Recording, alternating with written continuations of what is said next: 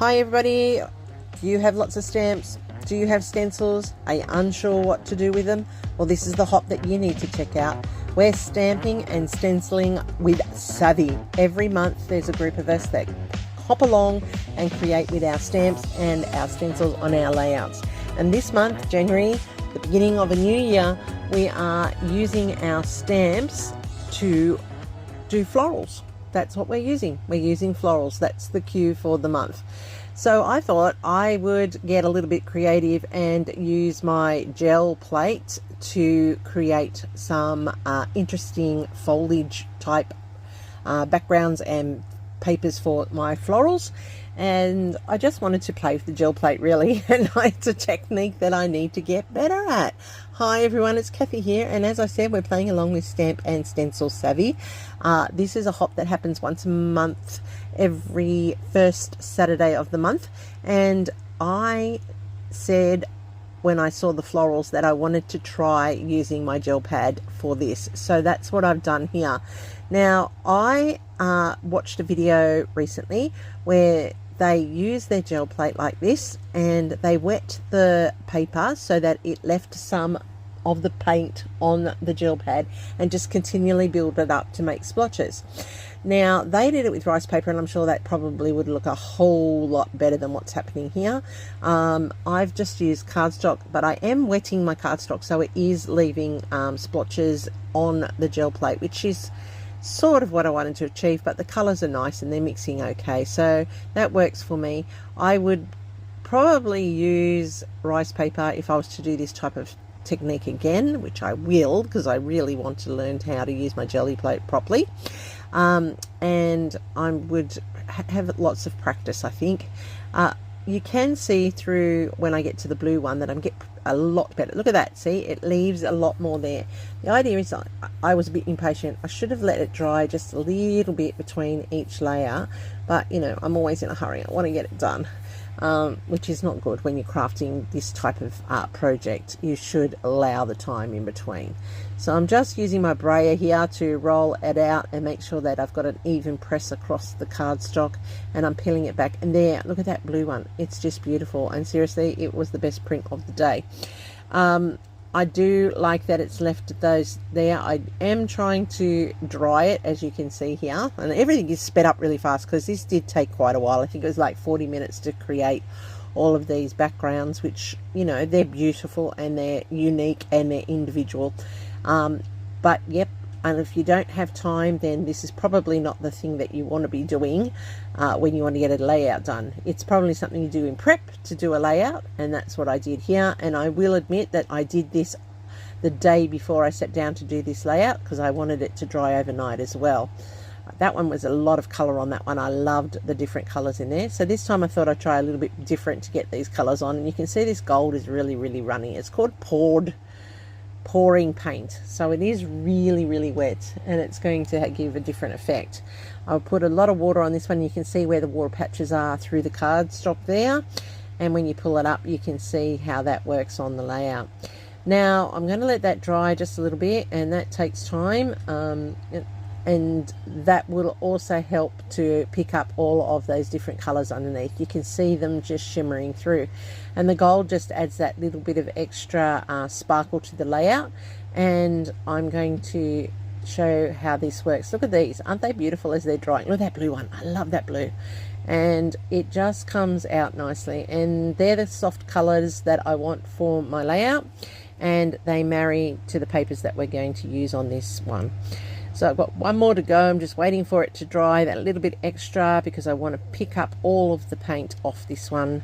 I don't do it very well, you'll see, and I think I actually go back and pick up paint on a few of them so that they get a few multiple colors happening. So there we go. I'm putting down a really thick, good, solid layer of the purple, and that's to wet it all up and to pick it all up, hopefully, but it doesn't actually. It picks up a lot, but not all of it. So I'm just making sure that the brayer is working here and putting an even pressure. Then I just run my hand over it a little bit more just to make sure I can pull it all up, and there you see that, but it's still left that patch in the middle, so I'm going to pull the gold across, and because it is the pouring, I just leave it light I've gone back to my original gold one, and I'm just putting another layer onto the paper, and you can see how that's added some purple to that one. And I'm just running another one over the top again, and I'm lifting up as much of this paint as I can. You can see the purple going in there. Now this is the blue. I just want to pick up a bit more of a shimmer, and it's now got a bit of a purple shimmer to it. And there's my collection of prints that we made today. They are different. I do like them, and thinking about my layout, I'm selecting the ones that I'm most likely going to use. Look at that one on the top, isn't it beautiful? All right, so I've done my pieces of paper that I'm going to use to create my stamping images on, and I'm using some florals. Now I have those stamps there that you can see. I think it's their Beati. They're from Beati, and I have another set that are just a generic brand that came from a stamping magazine once upon a time, and I'm going to use those to create the florals for my layout. So I am pulling this beautiful big one out, and I am going to seed my stamp thanks to Mel. I saw her do that once, and it has been a lifesaver. Look at that paper, isn't it just gorgeous? You know, when it's dry, the print from the gel palette leaves a lot of texture and a lot of design, and that's great for these florals, so I won't have to do much to the stamps. I like the patterns that are in there, and I just love this stamp. Look how gorgeous it is. I now have putting down 2 of these other ones so that I'm getting a mix of flowers for my photos, and I do like to use my stamp platform because I am a terrible stamper, as you can see, and this allows me to get that even more darker than the original first stamp. So now I'm going to use this purple one, which was a little bit lighter, and I like that the white's coming through a bit there. It does have a little bit of a gold shimmer. I've added on another stamp here, and I just seeded it ready to go. And then I'm just going to press down. Sorry that you see me getting in over the top of it. It really is important. That flower in the middle is not coming up too crash hot. I need to make sure I ink it a little bit better. So look at that. Isn't that blue one beautiful? I just love that blue one. I think that would be my best print from the day. I just love it so much. I really do like these flowers. They are so cute. Now, remember that one that was the gold and picked up the purple? That's another set of flowers. Now, I won't use all these flowers on my layout. Most likely, I will probably have leftovers. That's okay. I'll put them to the side and they'll appear somewhere else, whether it's a card or it's going to be on a layout, but that will be in the future. I'm not worried about that. I just want to make sure that I've got enough to work with for this layout.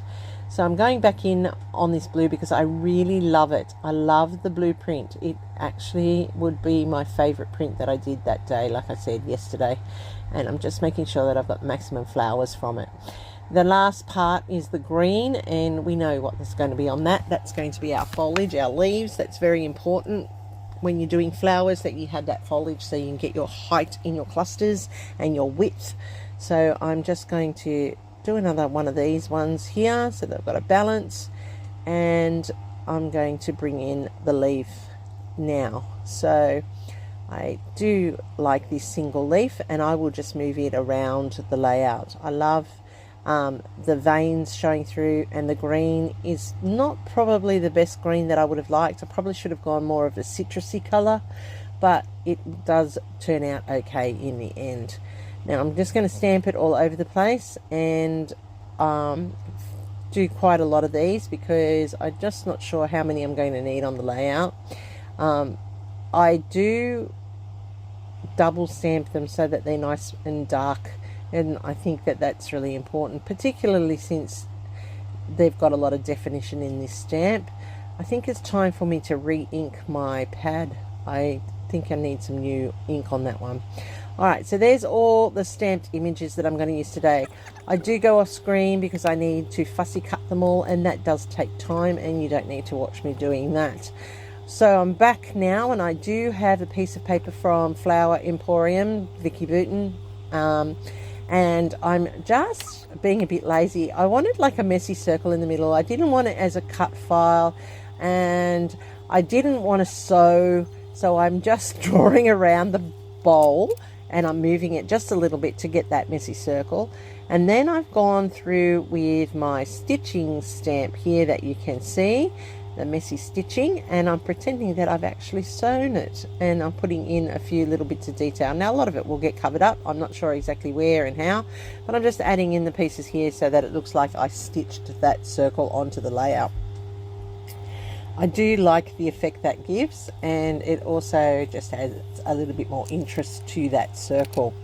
Now the next part of the hop is stencils, and I have this Kaisercraft Floral, because Florals is the name of the game this month, and I'm just putting these onto this paper, and I'm using the what's that one called, the amber one, and then I'm using the citrus one, citron or whatever it's called. I haven't got them in front of me right now, and I'm really sorry, but I do use those two as my burnt amber, I think it's called. I don't even know. Oh my gosh, that is so bad. I'm really sorry, people. I normally know what ones I've used, and I just don't today, which is very, very not normal. But anyway, I put them through the stencil, and I will go and get the name of them for you, because you really do want to know, just in case you want to create something similar. And now I have my two photos. Now these photos were taken in October when we went to Lura, and we were going through the, there you go, it's fossilized amber and twisted citron. Oh my goodness, how bad is that? So anyway, these were taken as we were going through the gardens, and it's myself with my girls, and so I just thought this was going to be perfect for this design. Two photos of on the page, and look at the florals. I'm just layering them up into my clusters. Now I will tuck these in under the photos at the top here, and I will add more to these clusters as we go. And that's what I did, stamp a different leaf as well. I did a 3-leaf one because I just wanted it a little bit more different in the foliage. And then I also used my favorite leaf punch to punch out some extra foliage just to bulk up the clusters. So I'm just playing with it here. Of course, when I go off and glue it all down and it comes back looking different as always. And as you can see, I've gone ahead and I've done that, and I've glued it into place, tucking it in behind the photo, overlapping and so forth. I went through my Vicky Bouton Flower Emporium extra pieces. So I've got some chipboard there, I've got some word phrasing, I've got some hearts and the butterflies out of the ephemera pack, and I'm just using those in here for my title. I love these hearts, they're just tucking in subtly there. So it was a lovely time together. I don't get to spend much time with them anymore. They're all grown up, they're all going out and doing their own things, but when we do get together, it is always a good opportunity to have fun and, you know, just hang. So I'm putting some foam tape underneath the butterflies. I want them up off that page, just giving some depth there. Look at those flowers and the colours in the flowers. Aren't they perfect? You would have thought that they were made for this paper in particular. No, I did not know what paper I was going to use when I first started making my jelly plates. I just wanted to use those colours because I knew they were the colours in the photos. So just to add a little bit of more texture to it, I'm going to just ravel up some DCM thread in the yellow, and I'm going to tuck it in at points. Now, note to self next time, put this in before you stick down your photos. I am hopeless at making it look natural. Lots of people do it so well. I would love to know the secret, but that's something that I'll just need to practice. I'm just tucking in around the flowers just to give it a little bit of texture, just to give it a little bit more interest. It looks like the thread off that messy circle as well. And I'm just tucking it in under these leaves here at the bottom and trying to make it look a little natural. Not succeeding, let me tell you. But just a little tip, do it before you stick your embellishments down. Okay, so there's my layout, and I'm liking how that is done. I've got my 3 clusters. I'm going to use these foam stickers here. They're thickers, and I've got little dots in the 3 colors, in the green, the yellow and the white, and I'm just going to strategically put them into the 3 places to set up that visual triangle, because you know I love a good visual triangle on my layouts. It pleases the eye and makes it calm to look around and just, you know, naturally take in the whole project. So to finish off, because I cannot stand the edge not done, you know me, I was trying to leave it, I really was, but I just have to put in that messy line. I'm sorry, I just have to edge everything. I don't know why. It's just a bit of an OCD thing, I think. I don't know, it's just something, it's funny. But anyway, I am putting in this messy border. It's really easy. You just drag your pen straight down the edge. It doesn't have to be straight. That's why it's called a messy border. Shannon from Creative Chaos in Tennessee, she does amazing double messy borders. I really need to practice doing that. That's really good. They'd always look effective. I'm putting on my date stamp here saying that was in October of 2025, and we were at the Lyra Garden Festival and we were up checking out the spring gardens. So there's my layout today. The only thing I want to do to finish it off is I want to put some splatters onto it, just to add a little bit more and directionality and artistic flair to it. So I'm going to cover up the photos when I find my splatter cards, and you would not believe that they were actually sitting right in front of me and I could not even see them, but I found them eventually. And I'm using my black Dilution ink here to put my black splatters onto the layout, and I chose black because it would stand out against all of the beautiful work that is happening on Vicky's paper, as well as the stenciling and the layers that I have added to it. So there are lots of people playing along. There is a full playlist which I will have linked down below. Make sure you go and check out everybody and leave them some love. We really do appreciate you coming and visiting us all the time. So that's a wrap really much for today. We had florals as our cue. I had to stamp them. I decided to use my gel plate. I also then used florals in my stencil, and you can see it peeking out through there, and I just love this one. It is not my usual style, it is not my usual color palette, but I really love how this turned out. Hopefully I've earned a thumbs up from you. If you like what I'm doing, please think about subscribing if you already have not. That is my goal this year, is to hit that 1,000 subscriber mark. I really do appreciate everyone who comes all the time, every single time, leaves me a comment. I will get back to you with the comments. I do appreciate the feedback. It's really important to always keep giving you what you want to see, because I don't want to bore anybody.